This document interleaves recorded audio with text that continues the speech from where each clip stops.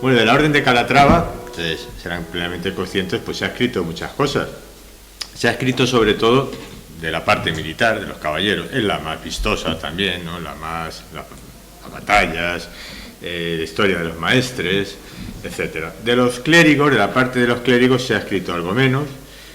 Yo mismo, mi tesis doctoral versó precisamente sobre los clérigos de la Orden de Calatrava, la publicó Julio en ediciones CIG, resumen de la tesis bajo el título sobre los clérigos de la Orden de Calatrava en la Edad Media, y menos aún se ha escrito sobre los vasallos, el pilar de la orden, lo que sostiene todo, con sus rentas, con su trabajo, con su esfuerzo. Algo se ha escrito también sobre cuestiones económicas, tecnológicas, el caso de lo escrito por Chocano, normalmente sobre los molinos y alguna cosilla más, pero sobre los pueblos, salvo obras individuales, yo mismo, y la base de este trabajo es cinco investigaciones realizadas sobre Almagro, Daimiel, Argamasilla de Calatrava, Calzada y Torralba. Los datos que yo extraigo de esas investigaciones, de esos libros, 5 libros que publiqué, me permiten sacar ya algunas conclusiones en un ámbito más general, es decir, cómo la Orden de Calatrava va a ejercer su dominio de señora feudal, que lo es, sobre los pueblos de su señorío. De eso prácticamente no hay nada escrito. Es una primera aproximación, un primer paso, que esperemos que se vaya completando en el futuro con más investigaciones y más enjundia. Vamos a ver. Es bien conocido por todos la doble condición que tenían estas órdenes militares, todas las órdenes militares, de señoras feudales, por un lado, y miembros de la Iglesia, por otro. Bueno, pues es en esa doble condición, bajo esa doble condición, que van a organizar la vida de los territorios que les han sido otorgados, donados, cedidos, en encomienda, porque realmente no son los propietarios. Propietario es la corona, que se la cede a la orden, en este caso a las órdenes, para que la administren, la defiendan, sobre todo la defiendan en un primer momento. Y también, lógicamente, para que de ahí extraigan las rentas que les vayan a permitir pues, mantenerse a los caballeros, sus fortalezas, y atender a su principal misión, que es la defensa de la frontera. Bueno, pues es en la segunda condición señalada, la de señores feudales, lo que aquí nos interesa. Es ahí, en esta condición, bajo esta condición, que van a organizar el territorio y van a encuadrar a sus habitantes. Primero, con las encomiendas, que en un primer momento están radicadas en castillos, hay muy pocas en castillos que tienen esa misión de organizar el territorio, encuadrar sus escasísimos habitantes, posiblemente en principio en esta zona nuestra de mayoría musulmana, al principio, y defenderlas. Luego, con el paso del tiempo, el avance de la conquista, traslado de la frontera ya hacia Andalucía, pues esos castillos, esa función defensiva, deja de tener su razón de ser. Y esa misión de encuadramiento va a pasar en buena medida a las villas y a las aldeas que se han ido creando, se han ido formando, se han ido desarrollando en el territorio de cada una de las órdenes militares, no solo el caso de Calatrava. El grado de control que estas órdenes van a ejercer sobre las villas de su señorío y, consecuentemente, la autonomía ejercida por estos concejos, que es de lo que va la ponencia, pues va a depender de una serie de factores, fundamentalmente el ámbito geográfico, político-geográfico. No es lo mismo Aragón que Castilla o que León, la Extremadura leonesa. Dentro de Castilla no es lo mismo el ámbito de la Alcarria, de las tierras toledanas o de Andalucía o del campo de Calatrava. Va a depender también de si las villas se les concede o no se les concede, tiene o no un fuero propio, de una serie de condicionantes, pero que en general, a pesar de todo eso, se puede concluir que las órdenes militares van a ejercer, y lo vamos a ver a través del caso de Calatrava, aunque atreviéndonos a extrapolar estos datos a otras órdenes militares, a otros ámbitos, ya digo, está pendiente de realizar muchos estudios que corroboren finalmente este aserto, cómo las órdenes militares pues, van a tener sobre sus poblaciones un control muy fuerte y, en consecuencia, el grado de autonomía que puedan disfrutar sus concejos pues, va a estar realmente muy limitado. Bien, ¿cómo ejerce la orden vamos a centrarnos ya en Calatrava, su jurisdicción, el ejercicio de su jurisdicción. Cuando se le concede el territorio, se le concede una serie de derechos de naturaleza feudal, incluido el mero y mixto imperio, que quiere decir la facultad de poder juzgar, la facultad de la justicia, llegando incluso a la pena máxima, a la pena de muerte. Y con estos presupuestos, pues, la orden va a imponer sobre el territorio, sobre sus habitantes convertidos en sus vasallos, una serie de derechos de tipo feudal y una serie de cargas. Va a tener también la orden, va a ejercer su gobierno de la distinta manera. De una manera piramidal, arriba el maestre, es la cabeza de la orden, la cabeza visible, el representante de la orden, y su gobierno lo va a ejercer directamente sobre el territorio, y en ocasiones, la mayoría, a través de una serie de organismos. Directamente, a través de los capítulos generales, a través de capítulos particulares más reducidos, e indirectamente a través de su consejo del maestre, que está formado por varios caballeros, que él diputa libremente, y un alcalde mayor de las alzadas, para recibir las apelaciones de los tribunales inferiores, lo recibe ahí. Hay que tener en cuenta que organismos de gobierno y de justicia son los mismos, van juntos, excepto en el último escalón de gobierno, que son los visitadores de la orden, que no tienen atribuciones de justicia. Todos los demás, gobierno y justicia. Bien, por encima de esto queda la justicia real, las chancillerías, a las que siempre cualquier súbdito de la corona puede apelar libremente. Bueno, en cualquier caso, este consejo tiene función de gobierno, de hacer ordenanzas para el regimiento del campo de Calatrava, de las villas. Por debajo del consejo del maestre, que se van a encontrar los distintos gobernadores de los partidos, en los que a partir del siglo XV se divide el territorio nuestro del campo de Calatrava.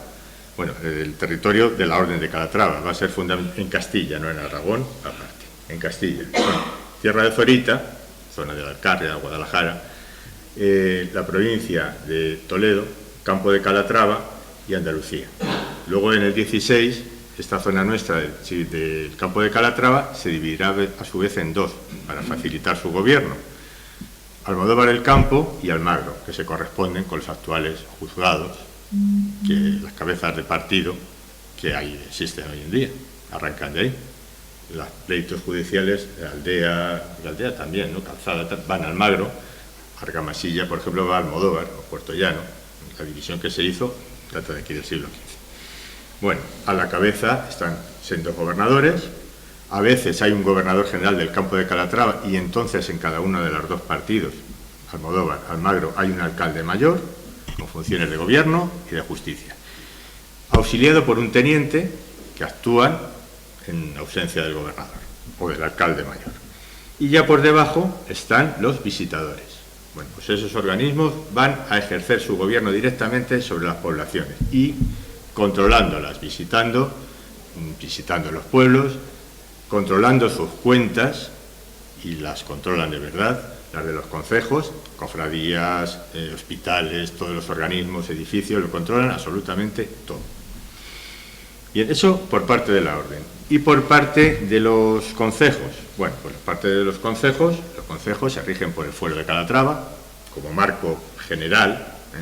Lo que pasa es que el fuero de Calatrava, entre otras cosas, tiene una cláusula que dice que se acatará toda aquella norma que los frailes quieran imponer. Eso es un añadido posterior al fuero. Un añadido se interpoló y se borró y se puso a mano por los frailes calatravos, de una manera muy interesada, por supuesto, pero que era efectiva, no les hacía falta realmente, porque en ejercicio de esa función señorial del mundo feudal, donde nace la orden y se desarrolla, y luego su corolario, el sistema señorial, pues no les hacía falta, pero aún así la pusieron y se cumplió, ¿no? Entonces realmente eso es lo que le permite a la orden, entre otras cosas, pues intervenir en multitud de aspectos de la vida de sus concejos y de sus vasallos. Incluso regulan cuestiones referentes a la moral, a las costumbres, a la espiritualidad, ¿no? Cosas que a lo mejor pues, no le correspondían, pero pueden hacerlo y del hecho lo hacen. Los concejos, ¿cómo se organizan? tenemos 2 alcaldes ordinarios, uno es del Estado Noble, Hidalgo, y otro, pues, del común.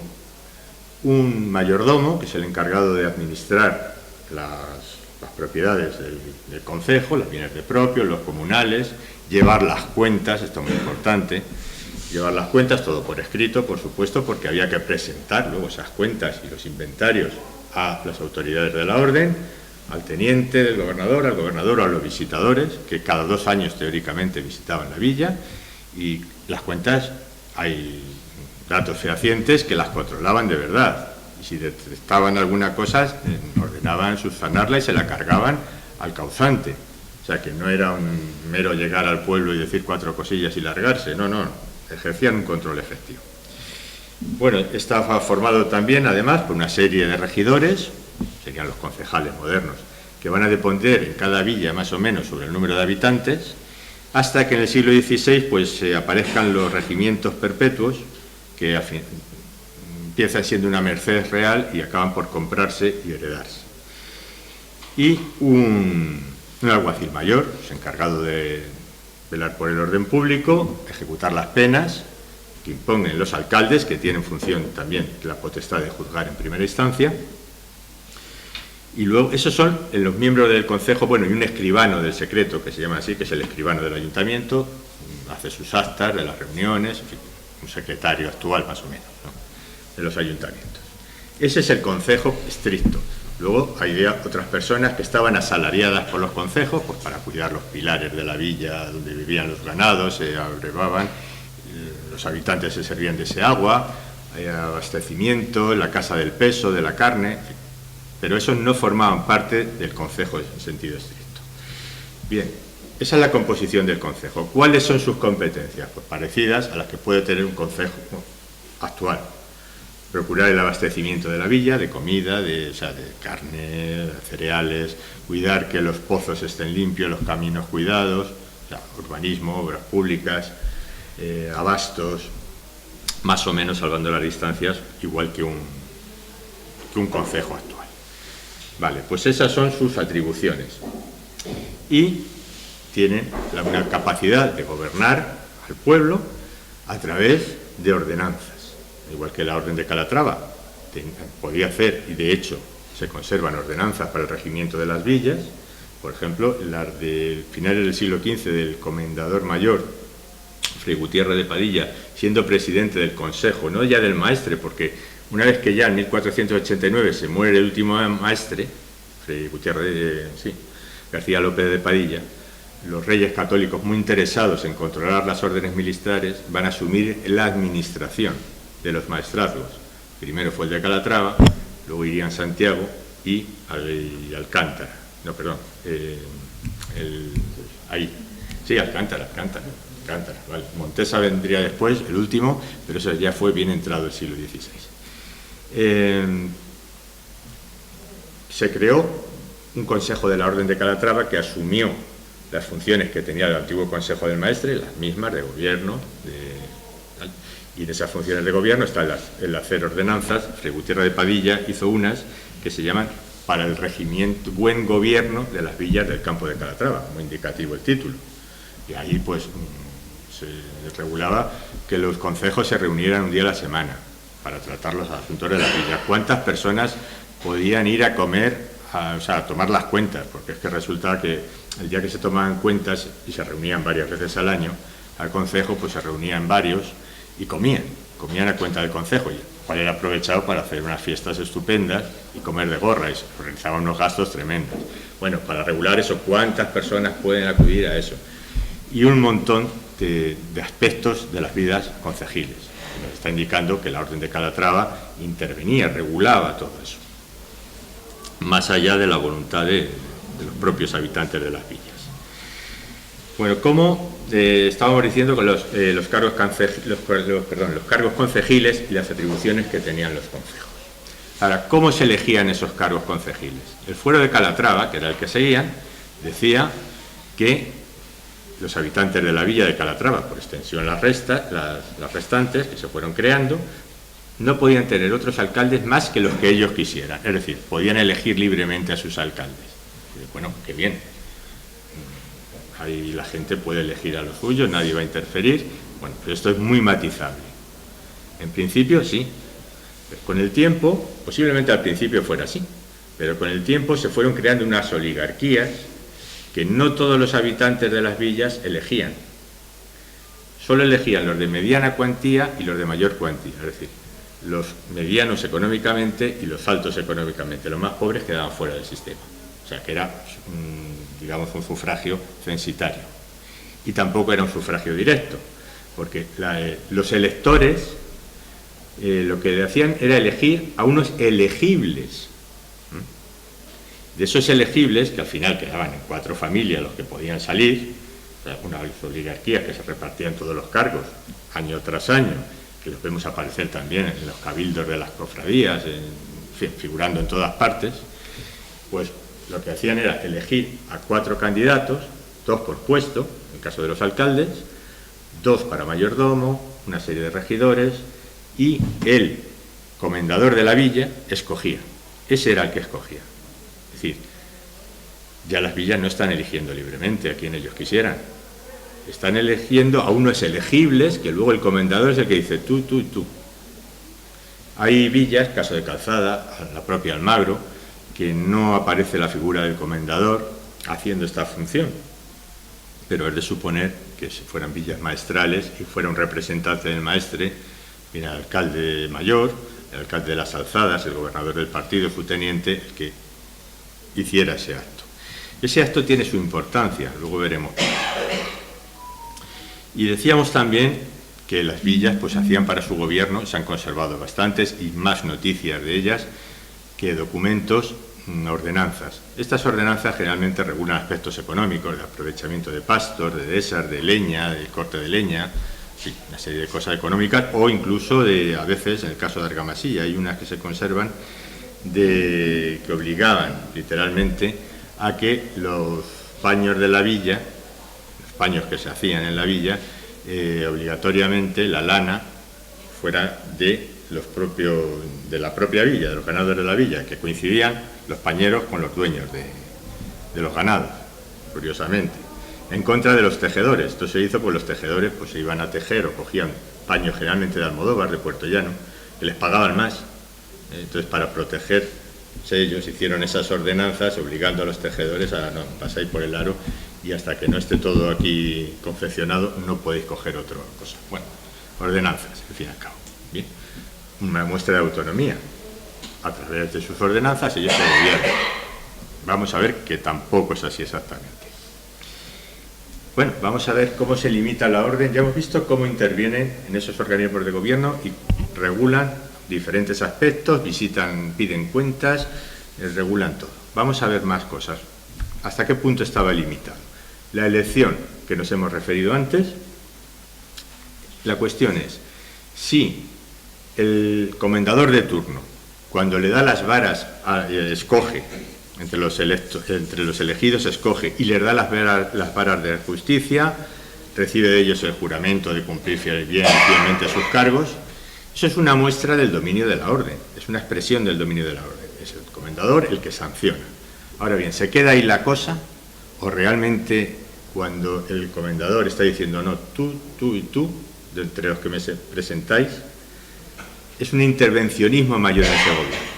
Tenemos el caso de Argamasilla de Calatrava, segundo cuarto del siglo XVI, hay unas elecciones normales, al poco tiempo uno de los alcaldes se muere. El concejo se reúne y sin contar con el comendador, pues elige a otro para sustituirlo. El comendador de turno inmediatamente pone un pleito. Oye, muchísimos pleitos por cualquier cosa. Pues pone un pleito. Y el Consejo de la Orden, actuando como tribunal, le da la razón al comendador. Dice, no, el comendador tiene que ratificar a ese señor que habéis elegido, presentarle un par de ellos al cargo y elegir a uno, que es la costumbre. ¿Qué es lo que dice, y esto es muy significativo, el Concejo de Argamasilla? ¿Qué es lo que presenta en su defensa? Bueno, pues lo que presenta es una alegación que dice, si esto fuera así, si realmente dejamos que el comendador, o en este caso su mayordomo, que habría que ver también el papel de los mayordomos, de los comendadores, porque los comendadores desde finales del siglo XV prácticamente no pintan por sus encomiendas.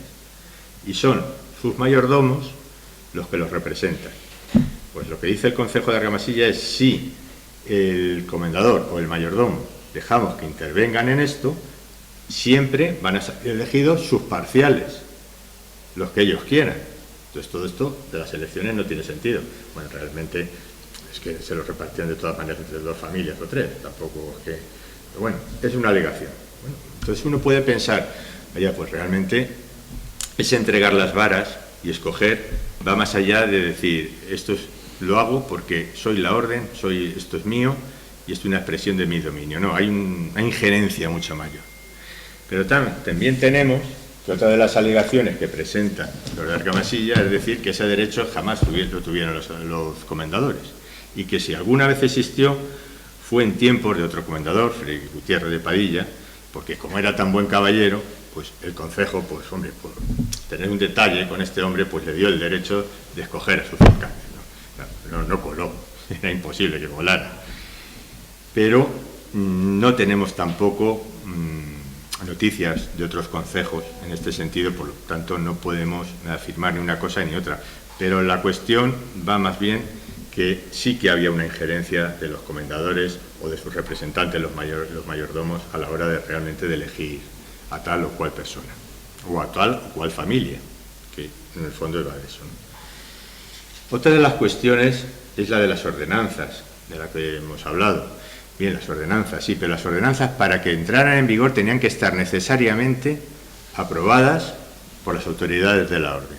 El concejo no podía hacer unas ordenanzas si entraban en vigor, no, había que mandarlas a Madrid, a la corte, al concejo, al consejo de la orden, al Real Consejo de las Órdenes Militares, que se crea cuando se fusionan todas las órdenes, no en una orden, sino en 3, pero en un mismo consejo de gobierno, ya por 1507 aproximadamente, cuando ya a partir de, además, en 1523, la corona ya no tiene la administración del maestrazgo, sino que los reyes son maestres, a partir de Carlos I. Bueno, pues sin esa aprobación no vamos a ninguna parte. Tenemos muchas ordenanzas, pero tenemos una, la de las cofradías, era lo mismo. Tenían que pasar por el Real Consejo de las Órdenes Militares para que las aprobase. Y digo de las cofradías porque se han conservado unas de Argamasilla también precisamente, ya de finales del siglo XVI, en las cuales aparecen llenas de tachaduras, unas tachaduras muy limpias, una línea así impecable, y anotaciones. Es decir, es la copia que originalmente la cofradía manda al Real Consejo y el Real Consejo se la devuelve corregida, con lo que tiene que quitar y con lo que tiene que poner añadido. Si eso lo hacen con una cofradía, es de suponer que las que les mandaran los concejos 3/4 de la parte de lo mismo. O sea, que no podían, bajo ningún concepto, libremente hacer unas ordenanzas y ponerlas en vigor. Primero, tenían que pasar obligatoriamente por la autoridad pertinente, a veces el Real Consejo, a veces el gobernador del partido, pero era el que las revisaba, las corregía y les daba el plazo. Lo cual esa autonomía entonces queda efectivamente muy limitada. Y la tercera cuestión que quiero exponer es sobre las competencias que tenían los concejos. Hemos nombrado el arcabastos, obras públicas, urbanismo, tenían más. Pero vamos a ver unos ejemplos, 3 ejemplos sobre todo de urbanismo. ¿Cómo actuaban? Bueno, pues tenemos por ejemplo unos ejemplos prácticos. 1491, Daimiel. El concejo de Daimiel, llegan los visitadores a hacer las visitas y consta en la visita, en el libro de visitas que se han conservado, se conservan bastantes, no todos desgraciadamente, pero bastantes, que los visitadores anteriores habían mandado abrir una calle nueva, compensando a los propietarios de los terrenos que iban a expropiar. 1491, pues no se había hecho todavía eso, reiteran el mandamiento. Ese mandamiento de abrir una calle es de los propios visitadores. Otras veces era el concejo el que decía, necesitamos, como el ensanche también de la plaza en Daimiel, querían ensanchar la plaza, y entonces piden permiso a los visitadores. Y los visitadores dicen, bueno, pues parece que esto es un poco costoso, porque había que compensar a las casas que se derribaran, pero si lo queréis hacer, adelante. O hay otros ejemplos, necesitamos abrir ahí un pozo, no hay problema. Hacerlo bajo mi permiso, de los visitadores. Tenían que dar su permiso para hacer una obra pública. Es como si ahora el ayuntamiento decide que tiene que hacer un edificio público y pues tiene que dar no la pasta, sino el permiso la Diputación o la Junta. Es terreno vuestro, no es que no hay por dónde cogerlo, ¿no? Y la potestad también, pues, entonces no, la orden tenía que decir no, podéis hacerlo o no podéis hacerlo. Y otras veces, sin intervención del Concejo, llegaban, veían y decían, no, esto que se haga así, como cuando mandaron en Daimiel que todo el mundo que quisiera, que tuviera casas en la plaza, precisamente también, que las quisiera rehacer, tirarlas y hacerlas de nuevo, o hacer obra, tenía que hacerlas obligatoriamente encamaradas, o sea, con una cámara encima y unos corredores que salieran a la plaza, para que aquello pues quedara más honroso, más bonito, y demás. Bueno, pues eso es una muestra de cómo las autoridades de la orden, en este caso los visitadores, intervenían. No tenían potestad, pues, ni para gobernarse a sí mismos realmente. Las elecciones, pese a lo que decía el fuero, estaban muy limitadas y muy condicionadas por la voluntad de la orden, y la vida pública también, todos y cada uno de los aspectos. Si os leéis las actas que va a publicar Julio de estas jornadas, lo veréis con mucho mayor detalle y con mucho mayor ejemplos. Tiempo es limitado, no me puedo extender más, no sé si me he pasado o no me he pasado, porque no lo estoy controlando, pero no estoy hablando, y gracias a ustedes, espero no haberles aburrido mucho. Muchas gracias.